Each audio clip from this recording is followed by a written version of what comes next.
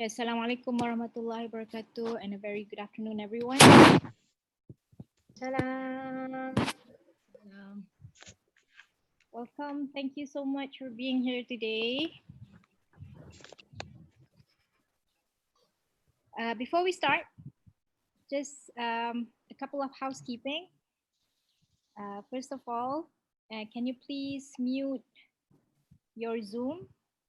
And please make sure that you really mute it, because last time we heard a lot of background sounds, including Blachan and everything is included. And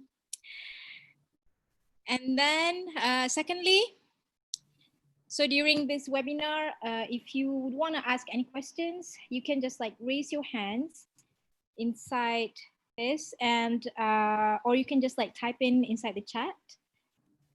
Okay. All right. So today we would like to thank Associate Professor Dr. Nurfadhlina Mohd Sharef for being here to share with us on experiential learning, e-learning. Okay, so this is actually a topic that is very closely related to the previous webinars. And without further ado, I would like to invite Dr. Fat to start the webinar. Okay, Assalamualaikum everyone. Welcome. Thank you for being around. Can I see hands on the screen, please? Hello, hello. We are friendly people. Okay, I am actually nervous being first time having to present. It feels so different compared to the time when I was sharing my friend's presentation. Thank you very much, Dr. Radia. Okay, today I am going to share some experience on e-learning, experiential e-learning implementation, which I have done in my course. For your information, I have been implementing, I'm one of the participants for the blended learning supplementary, pembelajaran teradun gantian, which we have in our university. So in this presentation, I'm going to share with you how I have done that in my course. So maybe this can be used by others outside. So our session today, it can be accessed through the Zoom, YouTube, and you can access my slide as well as written in the first slide here. If you feel like you want to interrupt me to ask anything, please do so. You can also chat. This time I won't receive the chat. The host now is Dr. Radia, so any message will go directly to her. I will be happy also to entertain information or any queries in the YouTube. I would like to also welcome friends. I see my friend Kate from Thailand. Also other friends hopefully around, which I cannot see you because some of you switch off your videos, and I believe the rest of you are going to be my new friends, hopefully. Right. So I'm going to start now with my presentation. Experiential e-learning. So a bit of information in my slide. Please feel free to download. I have put a lot of hyperlinks in my slide, so you can just click on it. For example, this one, when you hover, if you see the mouse turns to finger pointing, so that means this can be clicked. So this actually takes you to my website.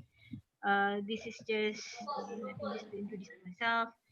So what I am going to highlight is your story begins here. Maybe you will start to do experiential e-learning also. Why I choose this picture of a person in a car going to the moon. My bila Prof Mutahara always say, we want to naik ke langit. Naik ke langit. So this time we maybe ride in a car naik ke angkasa. Prof Mutahara, I hope you are there. Okay. So at the end of this session, I hope that we will all be able to synthesize further the characteristics of experiential e-learning delivery. Then we would be able to come up with a better design for experiential e-learning delivery and utilize suitable online technology tools. The characteristics. Okay, so this is my first activity. Please go to menti.com and use this code. please go out from your Zoom. I hope you won't leave the meeting. Just please minimize your screen and go to menti.com and enter this.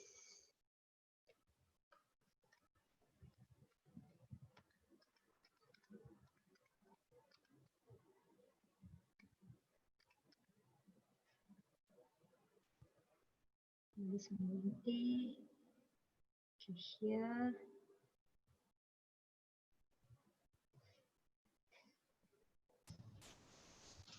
Okay, please go to menti.com.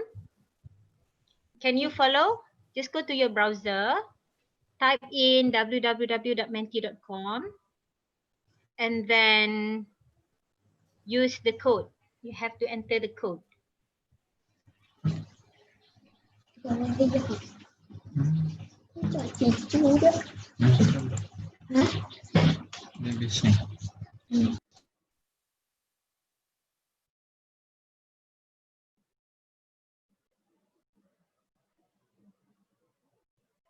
Okay, please go to menti.com.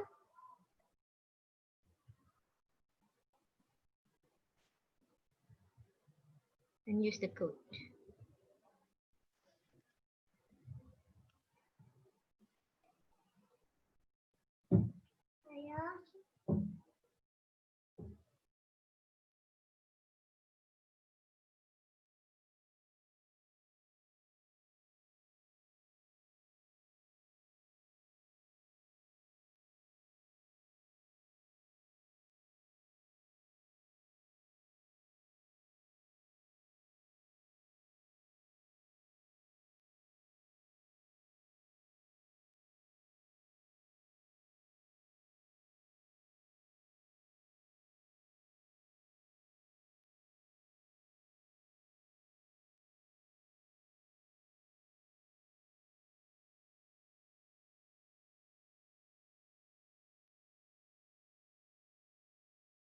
I hope you're taking part.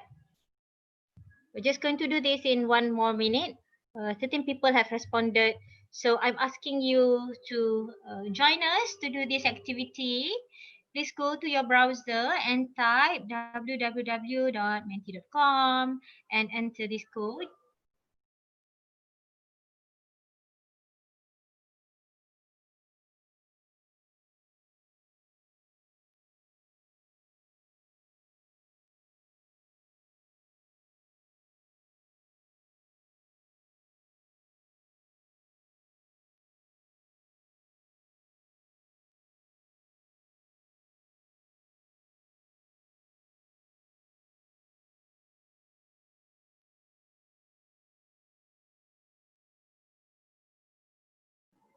Just put a guess. What do you think are the characteristics of experiential learning?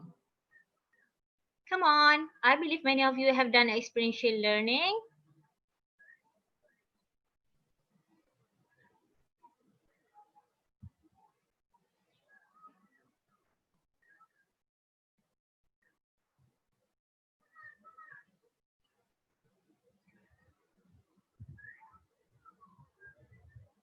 Cannot get through. Cannot get through?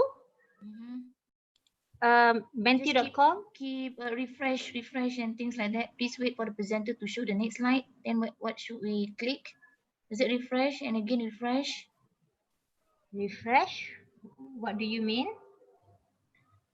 Popping Mentimeter. Yes, just go Then, to www.menti.com. I've gone to that space then, menti.com. But then what should I do next then? Please wait for the presenter to show the next slide. And then has the slide not changed? Refresh. And I click the refresh and nothing's come out. Dr. Nohayati, means you have submitted your submission. You're waiting for Dr. Frat to show the result now. I see. So just wait, eh? Yeah, just wait. All right, thank you. Thank you for your participation. But we are going to wait first. Just 1 more minute, please. Thank you for your patience.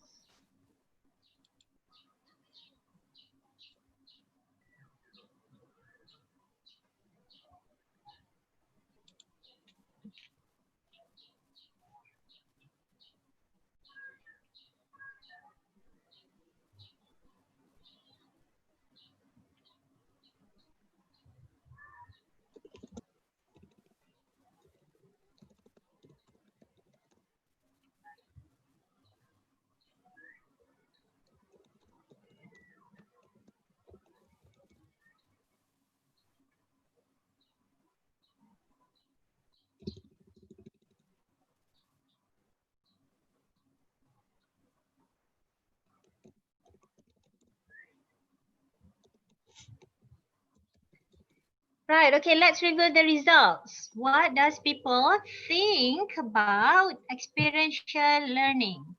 Okay, so I'm going to show the results.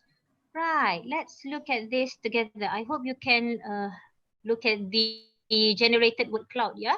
So this is an application. This menti.com is an application for us to do activity. So we can use this in the class as well as a workshop or online presentation like this. So based on the generated, it's nice to see that in the middle, people have highlighted experience, and then the second biggest there is hands-on. People have written about reflection, observation, hands-on is repeated, so that's good. This is also important for good for us to know. If we use this in our class, it is good for us to know where does people stands, and then can give us better preparation on the presentation. Thank you for your participation. We'll go to the next activity now. I hope that you can share what is your best experiential learning implementation.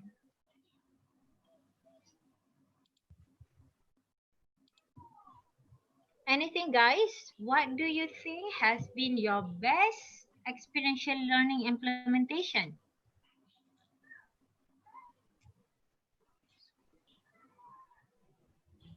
Hands-on learning, Dr. Fat. It's on learning. Hands-on. Say again. Hands-on Hands-on. learning based on real life Right. situation. I took Okay, students that's outside. good. Okay, that's good. Oh, Dr. Ismi, you're there. Thank you for coming. Welcome.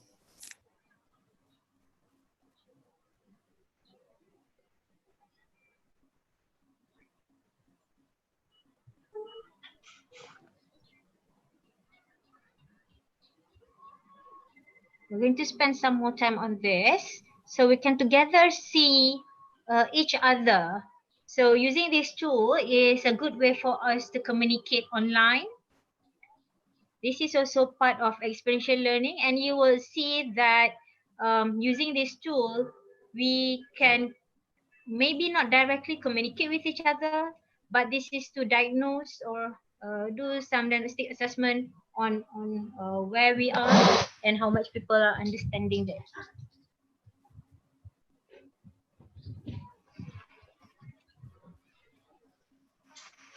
Okay, I see learning by doing that. Professional communication as well.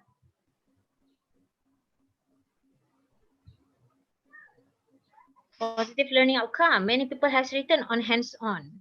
Okay, that's good. Practical problem. Field work. Yeah. Learning by doing. Sharing knowledge. Ability to immediately apply knowledge. Augmented reality. Oh, that's good. I hope many of you have tried out the Google's latest animal 3D application. I installed that in my handphone and was moving the phone around, and I saw real size animal being pop up in the air. So I've got two sons, so the twin, they are actually twin. So they were all frantically and they were practically running and half excited as well also at the same time to see that the animal is being around in our house. So that is also experiential learning. Okay, nice. Thank you guys for your participation. Hands-on learning simulation. I hope that I would be able to explain more on this as well. Okay, coming back to my slide.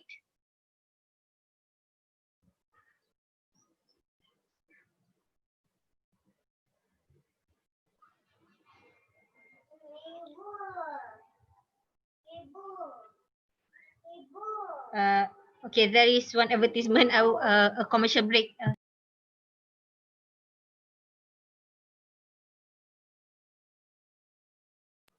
Okay. So this slide is to show that when we teach or when we read, when we are in a learning process, we think that we have gotten knowledge, but the knowledge can be pieces and can be scattered around. So only by finding out the linkage between one node to another, and digesting that will turn the knowledge into experience. So I have put the link over here. If you download my slide, you can just roll on it and you can have a good read on this. Here in this article, it says about secret to creativity, intelligence, and scientific thinking is the ability to make connections. Okay, wrong spelling over there. Okay. Before I go forward, maybe there is some reflection as well from my audience. My dear audience, would you like to say something about the activity that we have done together earlier? Any response? Do you agree with what other people have written? Okay, you may do this in the chat, or you can just like unmute yourself.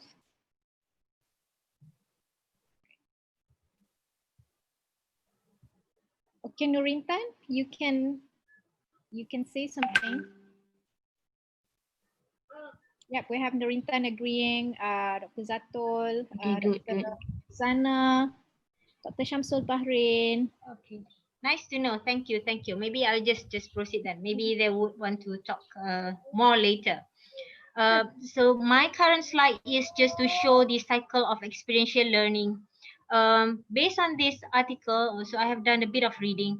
Based on this article, it says that as what we have shared in our previous activity, experiential learning has to go back to the doing, learning by doing, and then the reflective observation always have to reflect the so what of what we have read and the so what of what we have observed, and then trying to conceptualize, come up with an abstraction understanding, and then based on what we have gotten, we may come up with a hypothesis and things that we want to explore further. Then we can come up with active experimentation. I am aware that my audience would like to discuss about the practical aspect of experiential learning. As the in the previous sessions also we have been talking about that, especially yesterday's session. I have prepared materials on how experiential learning can be done online, so please wait until we get there.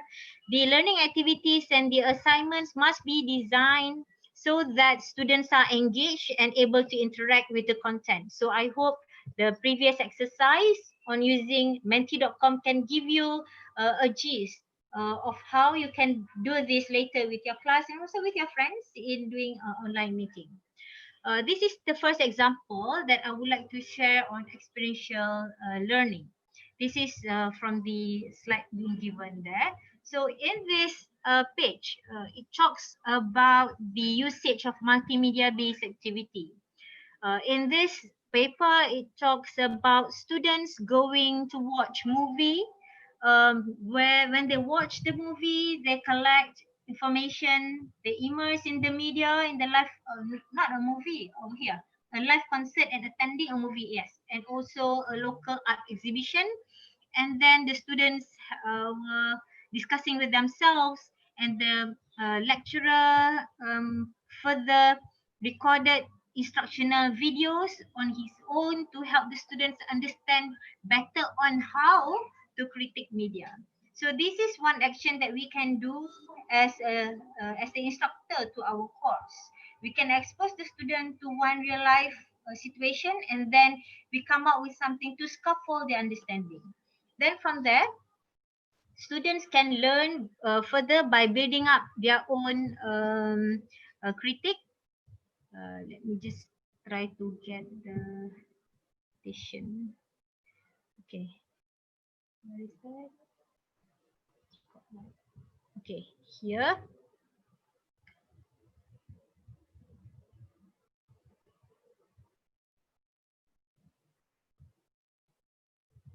Okay. And then the students can further do their experiment or through the hands-on experience. From my reading, there is an argument saying that none of this actually matter in the order as long as the students get benefit on this. Dr. Fat, maybe you can probably explain a little bit about scaffolding. Just maybe some people are not familiar with scaffolding. Okay, thank you. Thank you for the trigger. Scaffolding is a method for us to, just like the word scaffold, we want to build the understanding.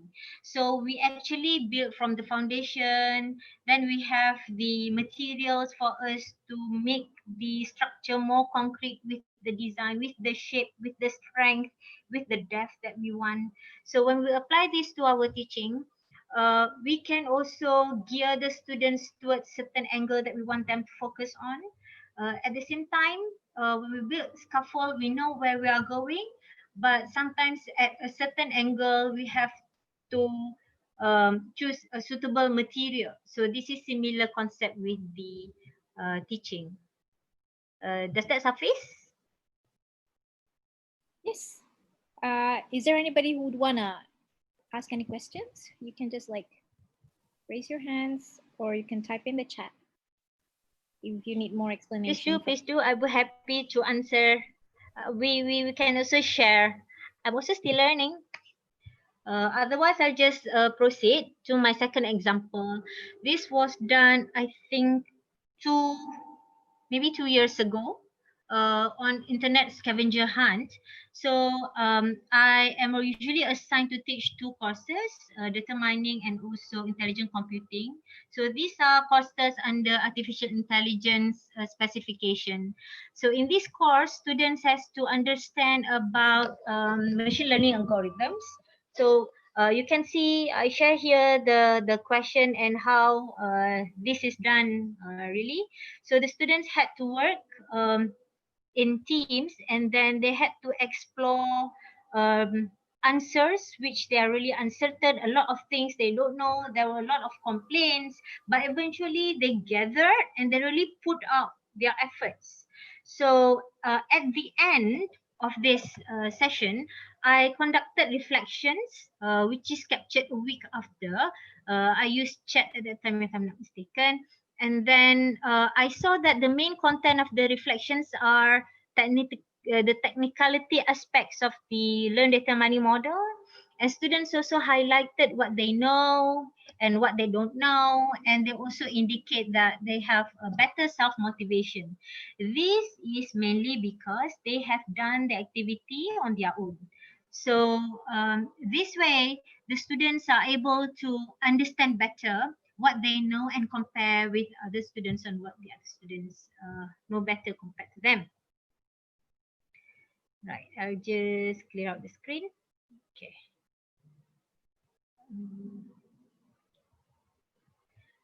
In this slide, I would like to show another responses that I have gathered, which is after an activity I call a checkpoint.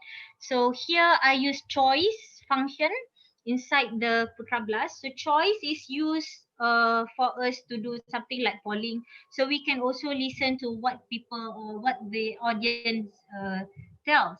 So imagine these are the answers, and then this is the number and the list of the students who have responded. So this is useful for me as an educator to know what and where my students exactly is compared to their previous statement. So this really helps me. Another example that I would like to show is a recent activity I have done in week 3 this semester. So this semester I'm teaching AI course.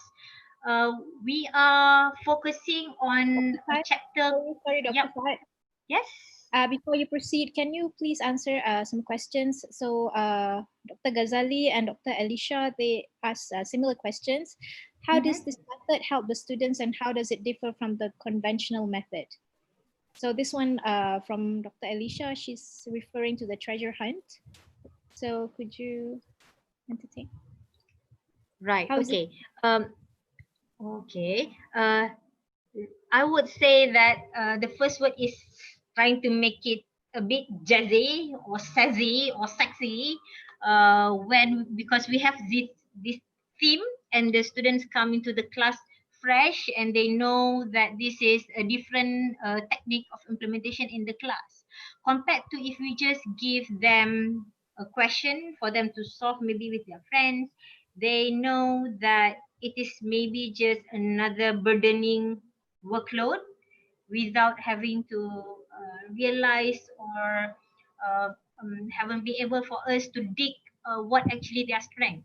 So we can ask them to do in group work, but in my experience, if I didn't do theme like this, the students' motivation is lower. But when I wanted to implement this, I actually had to do a lot of preparations because I had to plan out about the question and also the teaming up, as well as how it might go in the class. Students also came out with much more challenging question, which actually enlightened me. Other purpose is for them to sit down together and really try to solve the problem. Mind you, all that I have presented in my examples are not graded. So the students are somehow feeling motivated to contribute. And because I am usually close with my students, I usually ask them how they feel compared to the normal way of implementation. They say this way they are more focused, they feel challenged, they feel like they learn more and better. The effort is intense at the time it is implemented.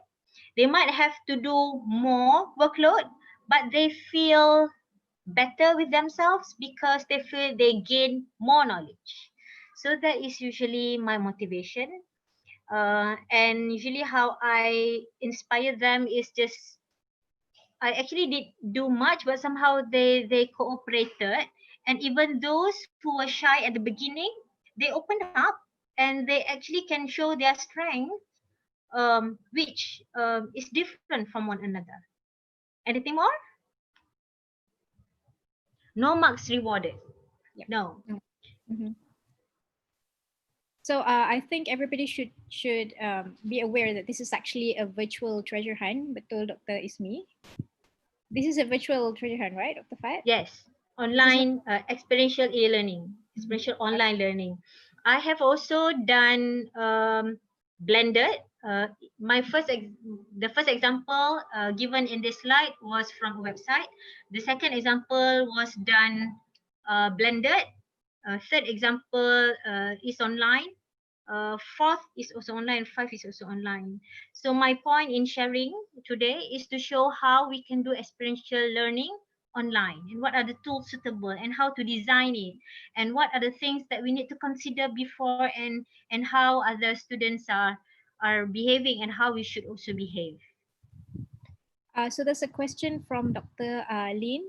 Experiential learning that we discuss here is limited to e-learning. Is it only limited to e-learning, or are we talking about, experiential learning as a whole?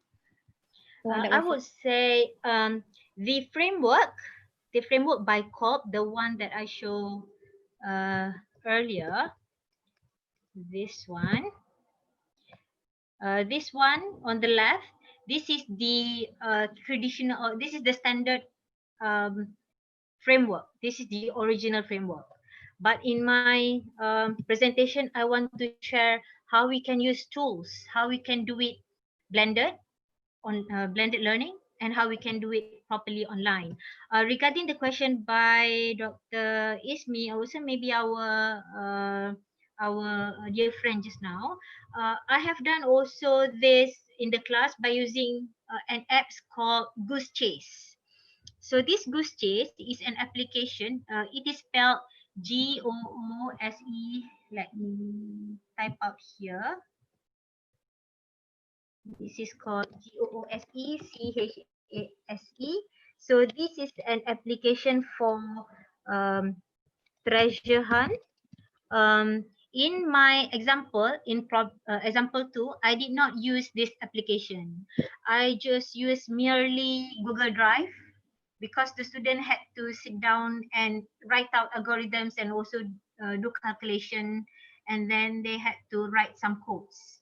I used Goose Chase in one of my previous class, where this Goose Chase is just like the Explorers. If you remember the years when Explorers and also Amazing Race was so popular that people have to go from one place to another, the Explorers, this Goose Chase can be used for that. So I use this Goose Chase in UPM. At that time, the activity was on future classroom. So my class was in the KAP. I asked this to, I have set in that application several milestones, and said that the student has to complete the milestones, which the milestone include them having to be physically at PFC and having to be physically at several other locations for them to solve their task. So, well, it needs a lot of effort, but I think it's really rewarding because the students remember that. They remember it beyond answering. I usually like so that the students be able to answer and understand from their experience rather than just memorizing. Dr. Fahad, we have some questions. So Dr. Nur Shamila said that I agree about the benefits shared earlier. Could you share some of the drawbacks based on your past experience? And then Dr. Norohaiza said, based on the response for this treasure hunt activity, one student found the activity wasn't that helpful to him or her to understand the topic better. So how do we tackle this kind of student? So 2 questions there.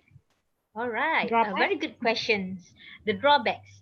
Based on my reading and also my experience, we can implement experiential learning or experiential e-learning within one lesson or across lessons or across the course. So the drawbacks depends on the scale or granularity of your implementation. If it is in the lesson, usually the load won't be taken beyond the lesson, but it is very intense during the lesson. If it is stretching several lessons, yes, the drawback would be the students might be distracted in their commitment to other course, especially if yours is much more interesting. Or maybe also the students will be overloaded, overburdened if at the same time they are having a challenging or heavy task. So that would be the drawbacks. Other drawbacks is that we as educators have to work more such that we have to be physically present, also virtually present, having to entertain more challenging questions compared to the traditional um, brick and mortar. We just come to the class, we just teach, we just finish all the slides, and the students wouldn't be bothered to ask anything. So which one would you want? So I usually take the more challenging part because I think at the same time I also learn. So that would be the balance to be done between the drawbacks and also the returns. In terms of the when the students found the activity wasn't helpful, again we have to be sensitive to where the students is going. So this is where the scaffolding is very important. Some students, I remember my friend Dr. Salah told me before, some students not clever, but but they act to be clever. Some students are really not bothered to learn at all. Some students are not clever, but they want to be taught and be clever. So we have to know what kind of student this is, but we have to have a good motivation to turn all these kinds of students to open up into the course. We have to try to steer out from the stigma that teaching at the university is usually just the lecturer go to the class and they finish all the slides and you do your assignment and your essay and that's it. We want to produce students who are very highly ability in critical thinking, highly creative, good communication skills, good citizenship skills, digital also other competencies. So depends back on our design, and we have to always be alert to whatever is changing and steer. Other questions from Dr. Azrul and Dr. Salfarina. From Dr. Azrul, my area is more on acting, singing practical approach in creative industry. Any suggestion or guide of method of how to use this approach? Another one, similar question, but then how to use this approach in programming classes or other technical courses? Okay, I'll take the recent one first. I think I know that Dr. Saprina. Hi, Kak Sal. Okay, but this course, Kak Sal, I teach in my data mining class, which requires programming, and also the intelligent computing class, which although not as intense as programming 2, or other database related course, it is useful for the students also to creatively design their algorithm. So chapter 1 in programming, or the basics in teaching programming and technical, is problem solving. If we don't build the creative thinking and critical thinking ability from the students, then I believe the students wouldn't be able to come up with good software, a good application. So maybe this is one motivation to implement experiential e-learning. All the examples that I have given here, except example number 1, has been implemented in Faculty of Computer Science. The earlier question was on acting, singing, practical approach in creative industry. Any suggestion to okay. I would suggest in this specific industry for the students to create project on treasure hunt, but for other students. Imagine that right now we have many Academy Fantasia, Malaysian Idol, American Idol. For the students to come up with project to build another project. You know what I mean? So let the students build and come up with good team management strategy, and also proposal writing, implementation, contacting people from industry, inviting people to come over. This has been done a lot in those at the Faculty of Science, and also many faculties in UPM. The students are the organizer, and they showcase about what they have learned in their course to others. So this can also be considered as experiential learning.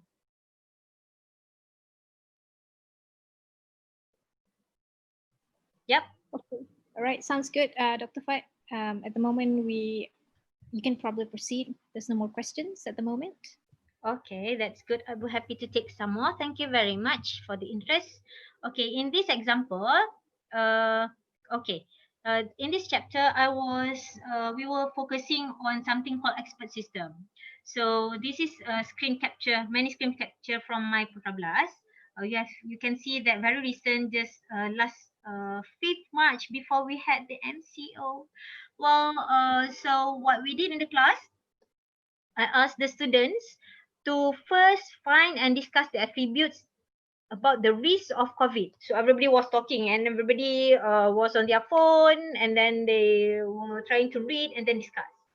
And then I gave them one URL on COVID-19 screening apps. So we went to this together. Maybe I can quickly go there, or maybe I have it open before. Where is that? Okay. Here. So maybe this is familiar to you. You have tried before. So, any language already now? Okay, English. So imagine, okay. So the students had to take part in this towards the end, and then coming back to the class, I have asked them, what was your result? What was your experience? So that was first round. And then I show them more examples of expert systems. you can go to my blog if you want to go to each of this. But basically, in the second and the third expert system example, it was meant to show them how is expert system implemented in real.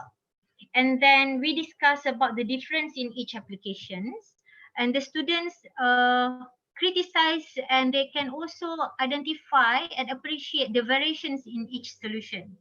Then I ask them to design a decision making application on phone, on phone purchasing. I said, imagine that you are building an application to let to suggest to the customer which is the suitable phone to buy, whether iPhone or Huawei, for example. Then the students sat down and then they were discussing what are the attributes, and then they had asked also them to write out logic predicate rules. After that, I have created in forum another two activities. First is the application of expert system, where they had to share the expert system link and also summarize what are the details inside each expert system. Then each student has to also comment to each other's sharing. The second round was expert system application DIY, where this is my question as listed here. I asked them to come out with the design of the phone purchase just now. So here the students had to draw their UI, and then we use the Flipgrid application. Let me type out the name of the application. Flipgrid, which is a video development and sharing application, which the student use, and also I can use to post video, and also for them to share about their design.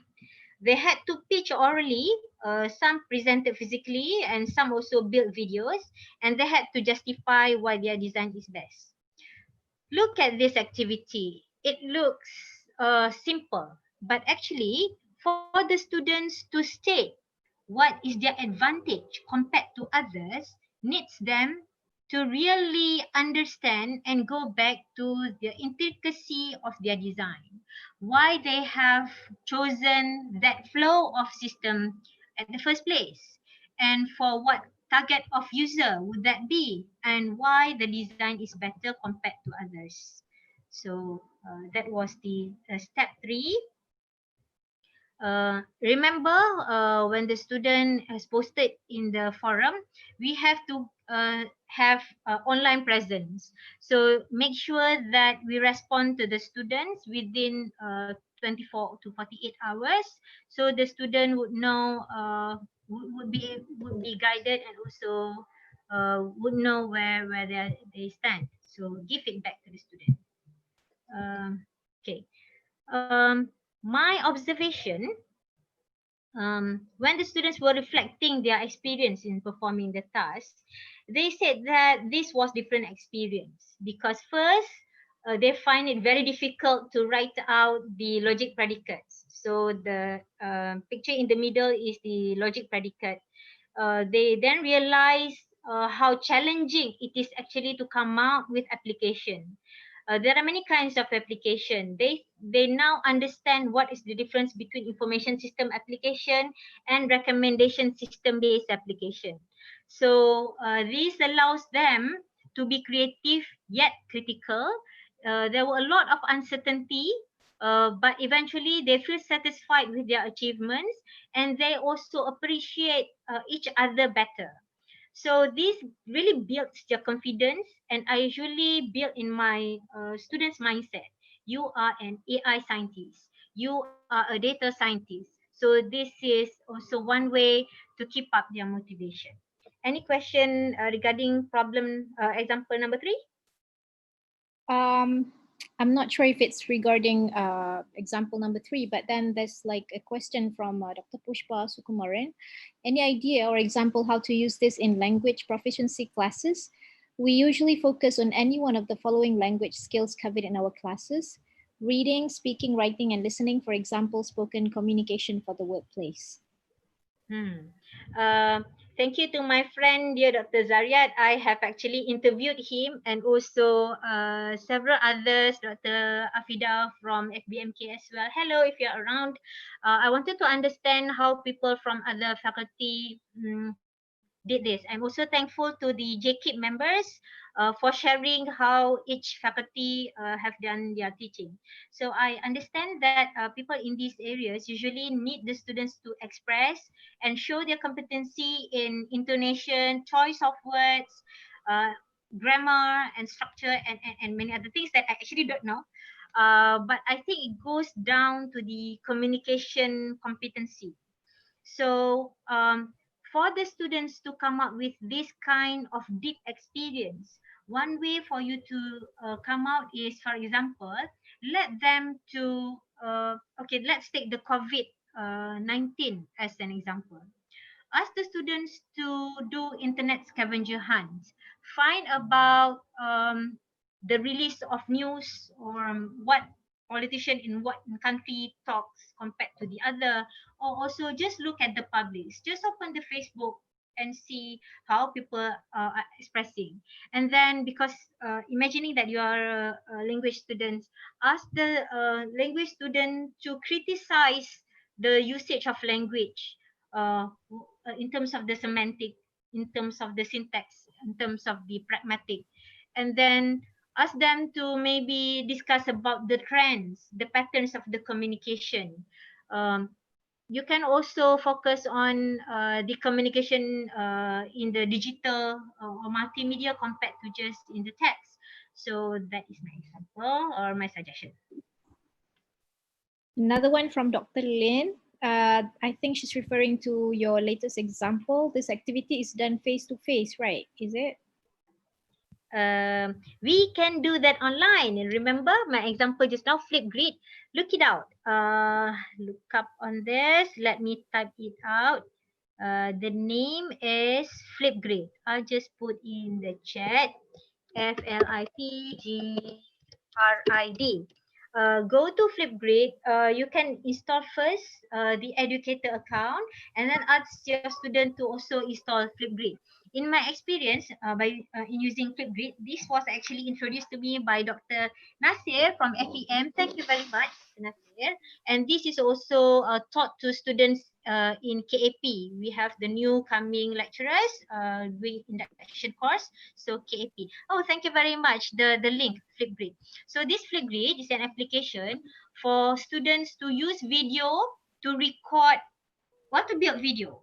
You can, you might see that this Flipgrid actually record informal videos, but that's the point.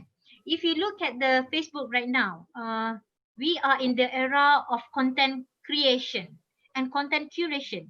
Students can generate content expressing on what they know. So this can be done beyond face-to-face. Conduct, for example, conduct synchronous lesson like this, put on Zoom, but ask your students to build their video quickly and put on Flipgrid.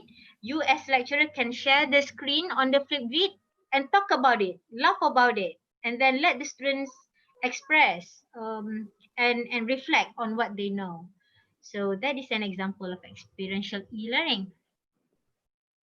Okay, another question from Dr. Camelia. Could students organize and participate a workshop? Could students organizing and participating a workshop or a seminar with experts and professionals related to their course of study be considered as experiential learning also? To learn? Yeah, is it experiential learning if they conduct those workshops? The keyword, a bit of disclaimer. I don't think I am an expert in experiential learning, but based on my reading, experiential learning can be best explained by learning by doing. Go back to your LO, your learning outcome. What actually you want to achieve through the course. Let the students achieve that LO by going through a learning by doing activity. Let's say, because I know Dr. Camelia, She is in music department. Imagine that the students are creating concert. So I think the LO in the program or in the course, not just for people who knows how to play piano at many levels, but also the management of a concert, the communication, and also the composing songs or artistic things like that. So that is also learning by doing. So it's an experiential learning. Okay. Dr. Arba'iyah said that regarding creative industry, try to Google up ideas from performing arts school. There are some activities which can inspire creative arts experiential learning. So that's a comment.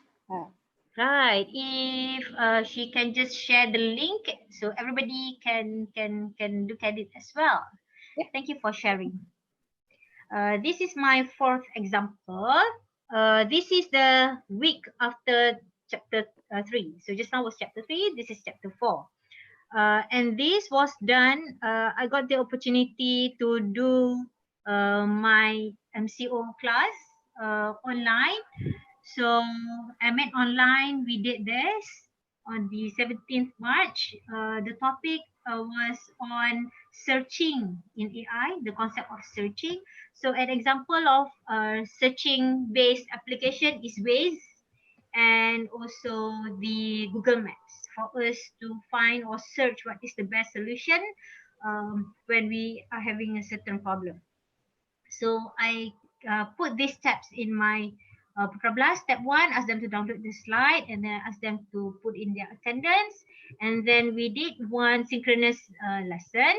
And then inside the lesson, we did this activity where the students use Google Slides to build their design and demonstrate solution. But again, this activity carries no mark. So I use Google Slide for students to communicate with each other. And then I ask them to build solutions on uninformed search, which is a specific topic in this chapter, and they had to upload it in the forum.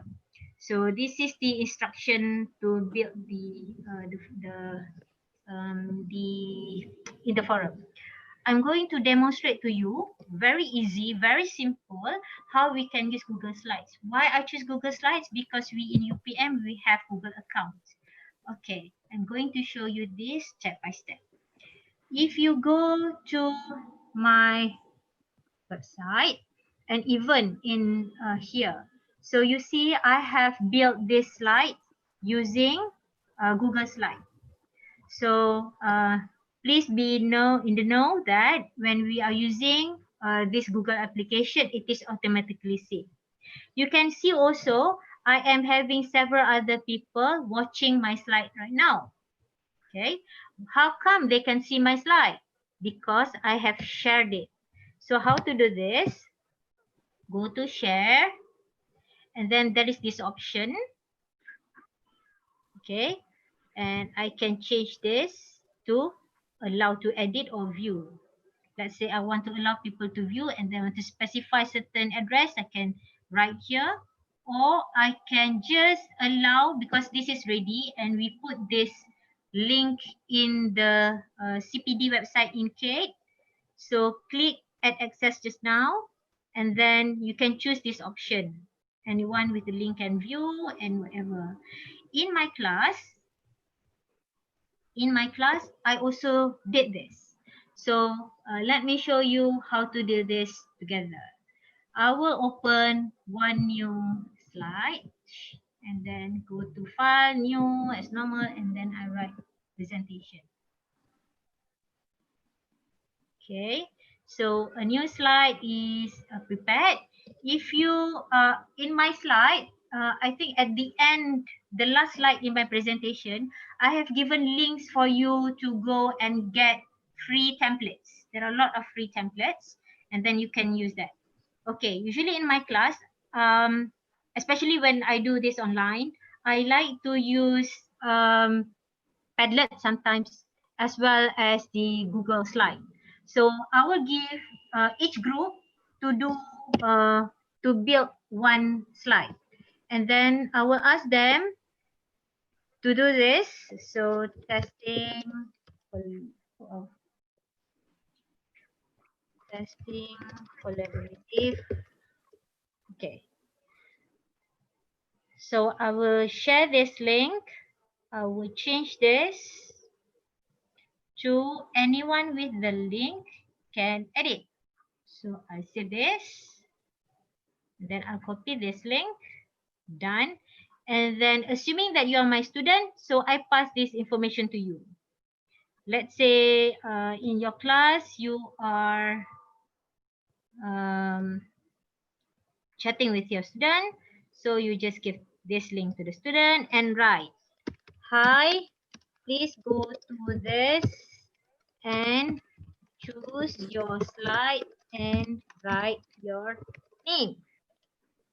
So go here, let's say here, then I can easily change. So guys, you can just go to the Zoom and then click that link. Okay, so here, if you are from UPM, right here, write your nickname here. So if you are not from UPM, write your nickname here. So this is my simple demonstration. Can anyone from CADe please copy that link and put in YouTube so we can have people from YouTube to access. If you are accessing from YouTube, please say hi here. Dr. Fat, we have a question. Yep. From Dr. Rosanna. Any experiential e-learning activities for practical skills in agriculture field? And then another one from Dr. Azrif. Any difference between collaborative learning and experiential learning? Okay, thank you. I'll take the last one first. In experiential learning, I would say that collaborative is one of its main ingredients. If you look at my earlier slide, you would be able to see this. Because why? There is this theory that people learn best by experiencing and by doing, and people also learn best from their peers. So because of this, having collaborative is is one of the main ingredients. Okay, guys. So now imagine we are in. Okay, regarding the question on the agriculture, yeah, I have prepared something for you. I think in the next 3 slides we will come to that. So if I miss out, please remind me, Dr. Radia. Yeah. Sorry.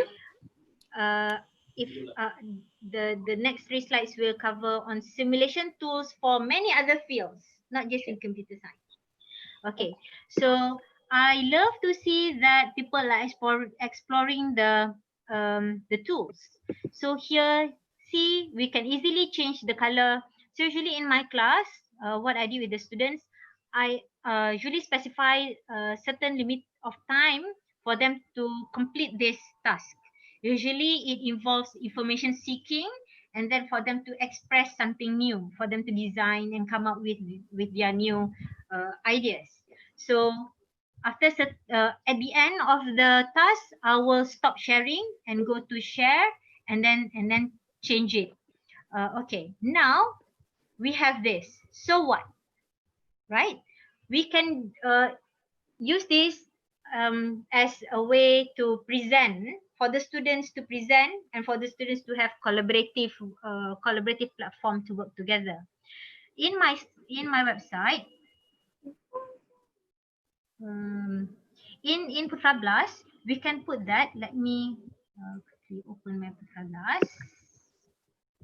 Session expired. Okay, am I? Okay.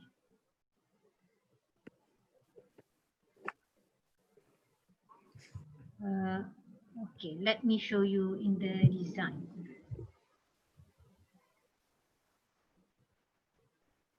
Okay, so the magic button turn editing on has been clicked. Look at my chapter 1. This is inside the setting. So this is in edit summary and I have this. This is actually from my Google slide, one of my Google slides. How I put this here, click this button, embed with this, embed. Then, okay, here, iframe. So from the testing just now, we can go to file, publish to web, and then take embed. If I click publish, then I would take this. So copy here, and then go here, and put here, paste, and then save. So, see, it will automatically be displayed in my Blast. At real time. Cool. So you can go next and flip because this is reading online. So if there is any changes inside, then it will be publishable here. Okay. Any question for now? Am I going too fast? At the moment, we don't have any questions. Okay, so I hope I'll just wrap a bit. What I have shown up until now is a demonstration on how to use the Google Slides to do collaborative activity and how to put this inside the Blast. We can actually also embed the same if we have a Google site. So this is also usually my campaign when I see the CAP usually for them to build their own website because this is a window for new students to get to know you. For example, in my website, under this, I embed also slides. So it is the same technique. Here, I embed the slide. Also the same technique. Yeah, just go. It is as long as you can get the embed button, then that's fine. Okay. So that is done with my demo on the Google slide. Wait, I will now proceed to the 5th example.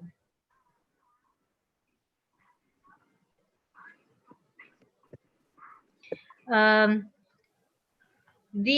my 5th example, I am showing you how experiential learning can be done for project-based portfolio development, where in the last semester, in my course, we have done community-based learning, where the students got question or got requests from a basketball association. So the requirements is as put here, and then the chair of the association has were also looking for solution on basketball analytics. All these pictures are actually taken from my website, where again I ask my students to build their own blog, where the blog functions as the students' portfolio. So I usually tell my students, you are a young data scientist, junior data scientist in the making. So each of them had to build their website. So for example, this one. In this website, I have ranked according to their achievement. So again, I'm using the Google site to embed from other websites. So this is my student's website. I can embed that in my website. Right. So how does this become experiential e-learning? Well, the student was given the data set where the data set is actually a record of games. So in each game, in the basketball, they had to record number of 3-pointers, number of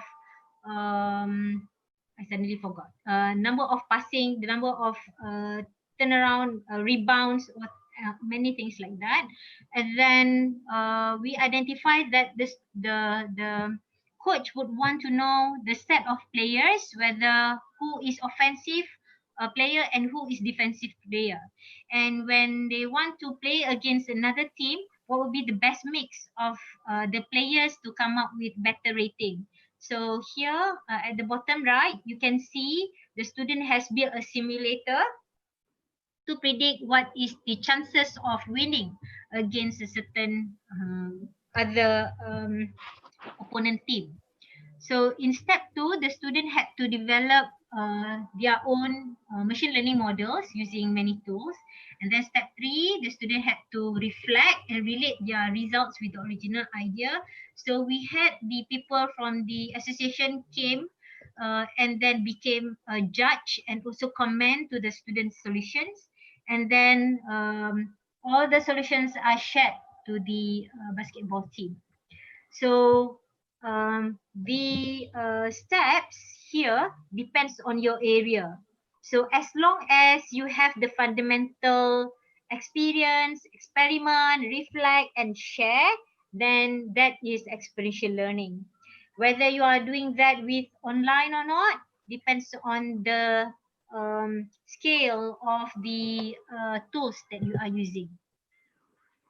Okay. Now I would turn the table to your side. Think on how you can do this next. I know in the beginning that many have shared about experiential learning, but maybe you didn't realize that you have done experiential e-learning before, or maybe you want to know how to know further and what are the other alternatives. These are other techniques that can be used. So we had people asking about the concert just now. So concert can be regarded as project. So project-based learning can also be done as an experiential learning, as well as gamification, video development, portfolio, blogging, problem-based learning, and so on. Even role play, as small as you think the role play. But the role play, for example, those who are teaching law, in a mute setup of court, role play when we design the setting, debating about a case is also an experiential learning, as long as the students did a deep understanding and deep exploration of the materials, then that is experiential learning. For you to start out also to do it online, check your students' internet bandwidth. So this guide has been provided in CADe's website. The link is given at the bottom. And IDEC has also released the virtual conference guide. So you can go to my slide and just click to get to that page. You can also then decide whether you want to do experiential e-learning in synchronous or in asynchronous. It is also possible to combine synchronous and asynchronous lesson, as I have done previously. I first had the video conference, and then I put a break. I asked the students to complete their work as asynchronous, and then we go online again to discuss. So that is the episode of synchronous and the asynchronous, and then synchronous again. This can also be regarded as flipped online classroom because the students can learn first from the materials that we prepare, either in the form of our own authentic video, or we prepare, ask them to watch other people's video, and also other materials like slides and infographic. Right. Okay, for people in the communication area, I highly recommend you to explore insert learning. So you can just hover and then click on insert learning. Okay, here I've put note to myself, demo. I have shown you demo on Google slide. I will show you also now demo on insert learning. Okay, that's fine. But on the left, you can see these are my suggestions of collaborative online tools. So we had friends just now asking, what is the difference between collaborative and experiential e-learning? Experiential goes back to your design to let the students to get the highest level of knowledge by experience building. Well, we can use collaborative online tools to let the students to interact with each other. Okay, now demo for insert learning. How to do this? Yep. Sorry to interrupt. No problem. So there's a question. What's the apps for the e-portfolio from Dr. Lin? The apps for e-portfolio, I would recommend Google Sites. Very easy. Let me also announce there will be another webinar or maybe another CPD by CADe session next on portfolio development by Dr. Zakia. Dr. Wan Marzuki, are you around? I think he's around just now. I think I Yes. saw him. Okay. Maybe you can make an announcement on the portfolio development. Okay. When is that? We're going to have that soon, yeah? We are going to have soon. Okay, we have By next week. portfolio development. So the speaker would be teaching on how to use Adobe Suite to build a portfolio. But in my demonstration, I just use Google Site as a blog. So blog can help you to build your portfolio. Traditionally, people have been building portfolio in Google Word or maybe other infographic and other magazine development. We can also do that online. Okay, I'm going Another to. question. Yep. Sorry, Sure. Dr. Fat, another question. You've mentioned a few times that the experiential learning activities were not evaluated. Is it one of the characteristics of experiential learning where the activities are not being evaluated? No, because in my course, okay, in my course usually my setup is as the general, I actually implement challenge-based learning in my teaching. But inside the challenge-based learning, I did experiential learning series. Ramai lagi akan menyumbang kepada inisiatif ini.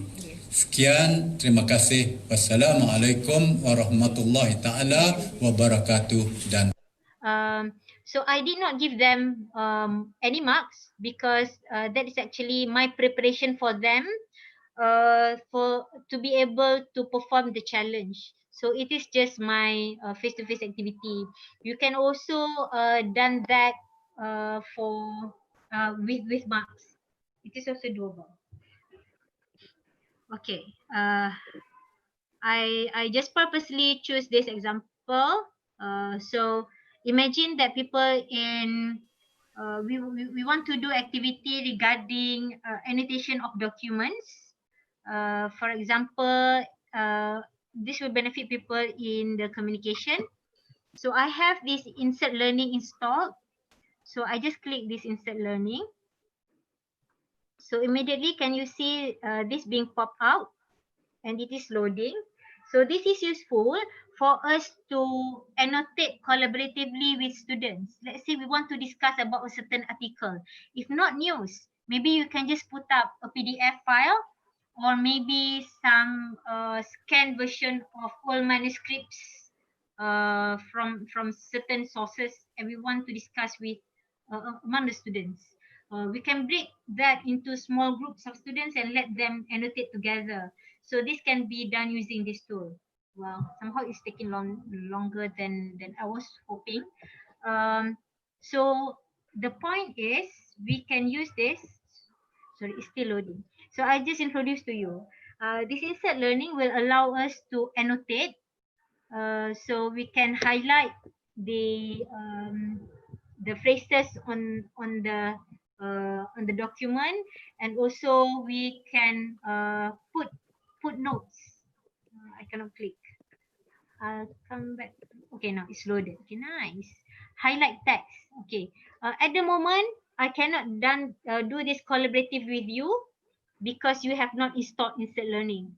But if you want to use this with your students, ask your students to install Insert Learning, and then you can create a group and put their and give the link to them.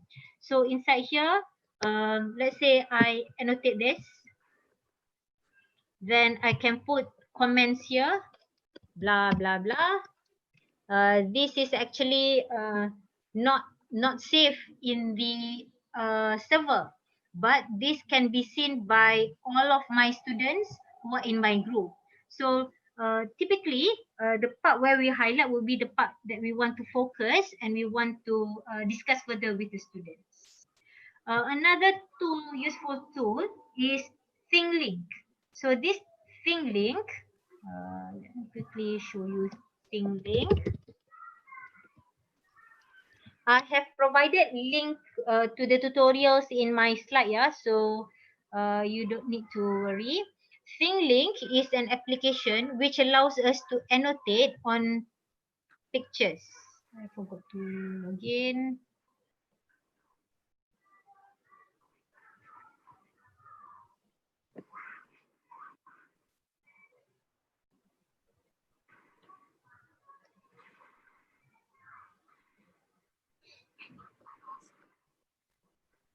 Anybody of you have tried ThingLink before?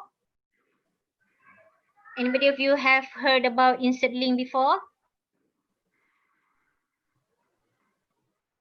Okay, I'll take this one. In this example, I wanted to show to the students, where is it?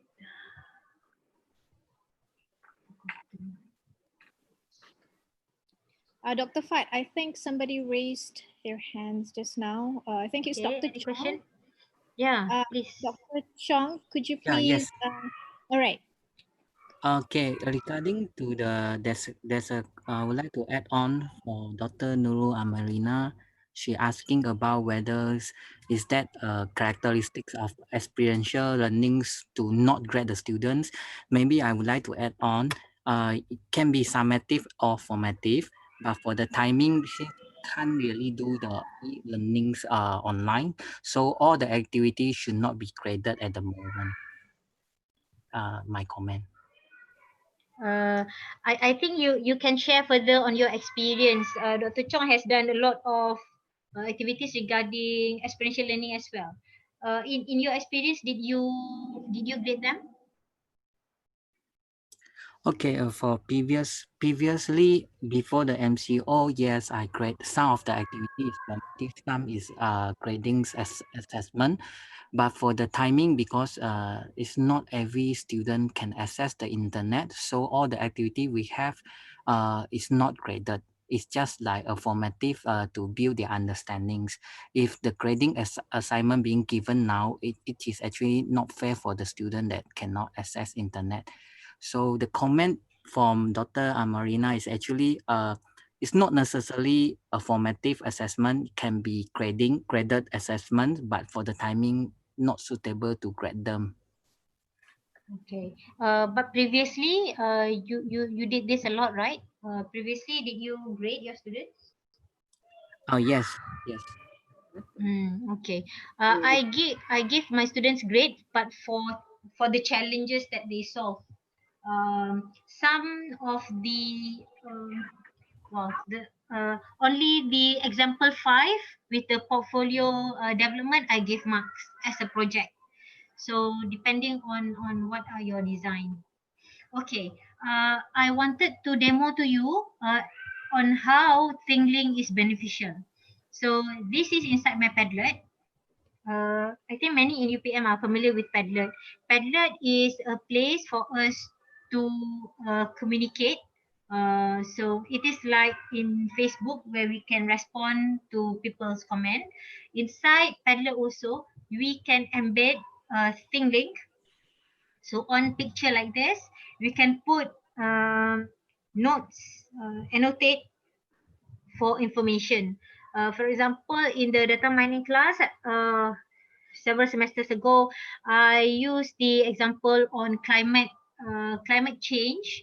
So I use this example to show the global warming issues in each of the part, because I usually use real world activity in my class.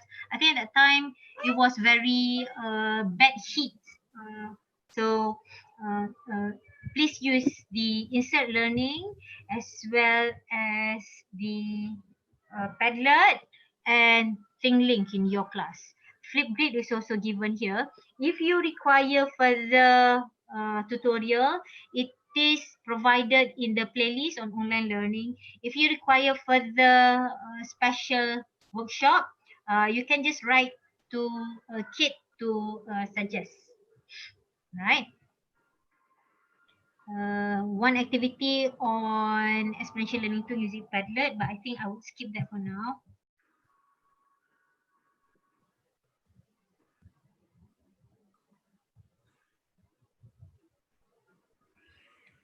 Oh, okay. This activity I will skip. Okay, this is the part where I would like to share on the simulation tools in many areas. If you go to my slide, you can just hover and click. So the first one provided here is shared to me by Dr. Mahfuza. Thank you, Kak Mahfuza. This website has got covered many subjects. So many simulation tools. Yeah. Okay, mute dah. Hello. Please go mute. Okay. Our homegrown Asper Labs, congratulations to the Asasi fellas. They have developed also simulation tools in their Asper Labs website. So you can go there and take this as interactive lesson. Maybe now you'll ask, how come suddenly using simulated tools? In the previous sessions, many people have asked about practical, how can experiential learning be applied in practical areas, experiential e-learning. Experiential learning in the practical areas are abundant. You can easily go to fieldwork, you can easily do it as an experiment, as a project, or as a research. But to do it as experiential e-learning, you will need digital tools. So I have provided to you some simulation tools here. On the top right over here is on a virus. So this relates to biomolecule, and also here on the brain and cognitive. So hope this will benefit. There is also one frog dissection tool available. You can download that. This is also interesting for me to discover. Virtuonomics, which is an apps for startups and people in economics. Besides that, there are tools on virus explorer. So these are 3D models that you can manipulate and explore further. At the same time, you can also share this with our kids at home wanting to learn more about science. So there is really no limit in global learning. Further online learning tools. Here, I just want to highlight that YouTube is a very good source for us to ask our students to dig out how other country or how companies implement certain areas of the industry, implement certain problems. So use YouTube. You can also consider the Google AR. So this one I have mentioned earlier. In maths, you can use Wolfram Alpha, GeoGebra. So these are tools for you to draw and for you to write formula. In programming, we can use CodeShare, CodeBank, or Google Colab for us to write our code collaboratively. In Veterina, I have put also the link here and 2 links on agriculture and environment. So these are for people who have asked earlier. So how to do this on your own? You have to plan your lesson. First, identify your learning outcome and then design the task suitable for experiential learning. And then you prepare your micro-learning materials. What I mean by micro-learning, you can read more in the FAQ in CADe's website. Micro-learning materials goes to the specific gist or content in each topic. So it can be maybe 3 minutes video that you build to explain the gist or the important parts inside the topic. Just take one unit, build one short video and build one infographic about that, and then ask your students to dig on that. Let them to explore, and then they tell about what they have discovered. And then number 4, 5, 6, I purposely repeat that to highlight that assessment can be implemented as learning and as assessment for learning. As my friend Dr. Ismi told before, assessment, there is assessment for learning, assessment of learning, and assessment as learning. Then perform the assessment. So here you can give marks. Other examples of e-assessment implementation, this is also provided in CADe's website as given here. So as a summary, participative, interactive, multidimensional, variability and uncertainty and feedback are the attributes of experiential learning.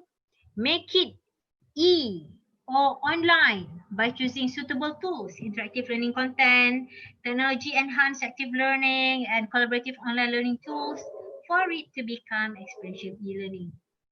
Remember, you started with a story and you were on a red car, and eventually when we're reaching the outer space, it is actually an Aston Martin, a very good car, I hope. And I have put quotes down there. And to summarize, I have covered out diagnostic assessment using Mentimeter. Thank you for your response over there. And also some experience sharing with cloud computing tools, social media tools, and how to design experiential learning. With that, I end my presentation, and I would like to quickly highlight that there are several things I've put extra for you. CADe has this Putramuk course, Imagineering Integrative Educators. If you want to see more on how other people have innovatively create their course, so please enroll in this course. It's free, just register, and then you can see materials inside. There are other examples as well provided. The last slide is about free slides template to benefit you all. With that, I thank you. Thank you so much, Dr. Fat. Why don't we just give her a good virtual clap? Okay. I would also like to thank CADe for organizing, and I want to thank everybody for being here. Thank you so much. I hope that this webinar has benefited everyone. I would also like to highlight a few sharing in the chat from Dr. Arbaiya.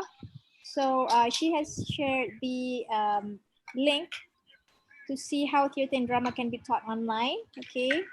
And then I think Dr. Chong also shared some links on simulation and online lab available. All right, for physics, chemistry, biology, maths, and English. Okay. I will compile that and update in my slides. Thank you, everyone, for sharing. Yeah, I think everybody has been very collaborative. So this is a collaborative learning as well. Thank you. Right. So, is there any questions before Dr. Fat actually leaves? Is there a question in the YouTube? No question from you. Okay, congrats, doctor. All right, thank you very much. Stay safe, everyone. Stay home. Thank you. Assalamualaikum. Assalamualaikum. Assalamualaikum warahmatullahi wabarakatuh. Congrats, doctor. Ya, Prof. Thank you so much. Nak tanya soalan ke, Prof?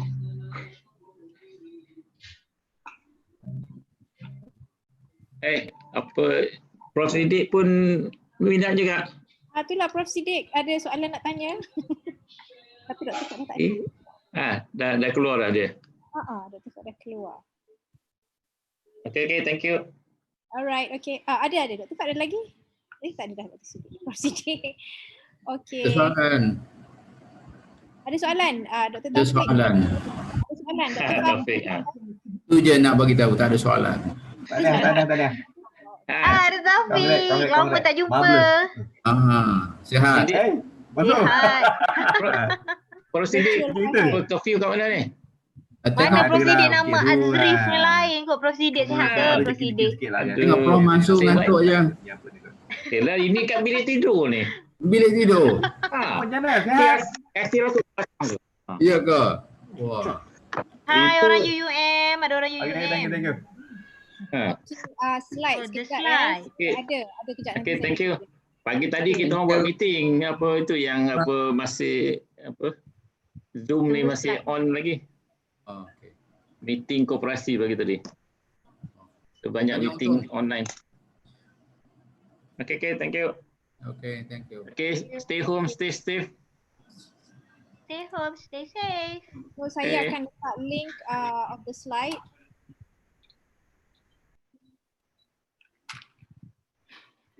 Siapa-siapa yang tak ada slides lagi, there's the link to everyone. Oh, yang ni. Yep, dekat bawah sekali tu. Nak Okay. slide. Siapa yang nak slide, ada kat bawah. And Dr. Fad, I think some people have been asking macam mana nak dapatkan yang the recorded version. Macam mana ya Dr. Fad? Oh, you can go to YouTube. If you go to website CADe, macam ni kan? You website CADe, lepas tu click for more info. Yang mana dia? Semula. Jadi pula. Okay, go to website CADe. Kata pula hidung ni. And then, pergi dekat, tunggu dia load. And then ambil ini, click for more info. Okay, so dalam ni ada session. Setiap session punya link is provided. So for today, pergi yang session 3 ni, nanti yang boleh download. Macam tu je lah. So semua maknanya untuk session-session yang sebelum ni kita ada link untuk slides dan juga kita ada link untuk the recorded webinar. Betul? Yes. The slide is already available. Okay, ya, Kak Lin, slide dah ada dah dekat CADe punya website eh.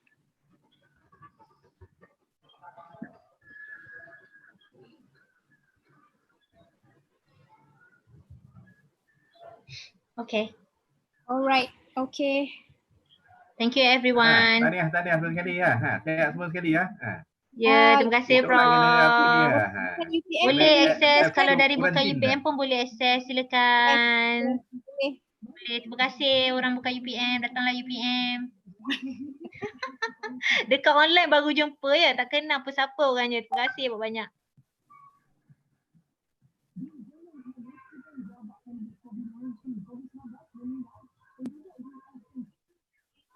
Okay, bye.